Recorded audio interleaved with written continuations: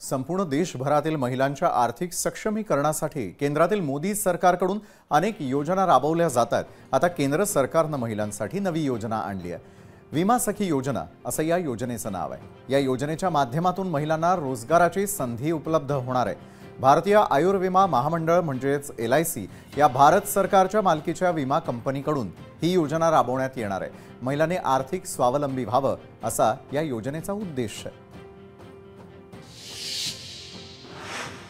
तर एकंदरीतच ही योजना नेमकी काय आहे, त्याच्यामध्ये काय तरतुदी करण्यात येणार आहेत, त्याचा कसा लाभ घेता येणार आहे त्यावर एक नजर। या योजनेचे फायदे: महिलांना 7,000 रुपयांपर्यंत मासिक पगार आणि 2100 रुपये प्रोत्साहन दिलं जाईल।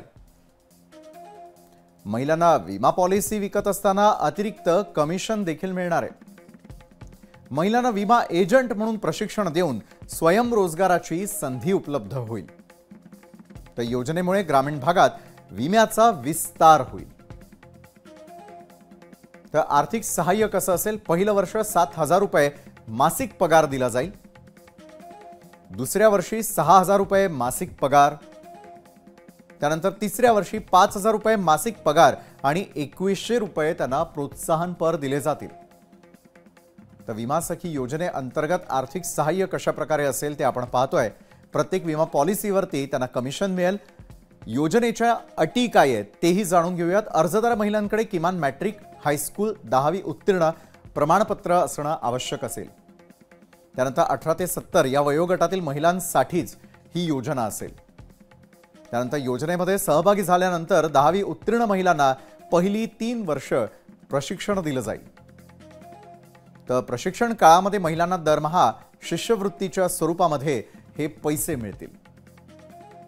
योजनेअंतर्गत पात्र असलेली जी कोण महिला असेल तिच्यासाठी काही महत्त्वपूर्ण तरतुदी करण्यात आलेल्या। अर्जाची पद्धत सर्वात आधी LICच्या अधिकृत संकेतस्थळावरती म्हणजेच licindia.in टेस्ट 2 ला तुम्ही भेट द्या। त्यावरती या संदर्भातली सगळी माहिती तुम्हाला उपलब्ध असणार आहे। त्यानंतर क्लिक हिअर फॉर बीमा सखी या लिंकवरती तुम्हाला क्लिक करायचंय। ओपन झालेल्या लिंकवरती नाव, जन्मतारीख आणि इतर माहिती तुम्हाला भरावयाची आहे। LIC इंडियाच्या कोणत्याही एजंट किंवा कर्मचाऱ्याशी संबंधित असल्यास ती माहिती देखील तुम्हाला द्यावी लागणार आहे। तर आवश्यक कागदपत्र काय काय लागणार आहे म्हणजे क्लिक करण्यापूर्वी ही कागदपत्र तयार ठेवा।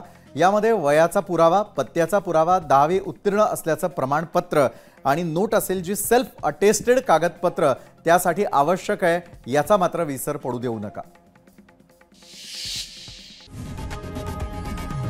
लोकशाही मराठी ऐका, पहा, जागरूक रहा।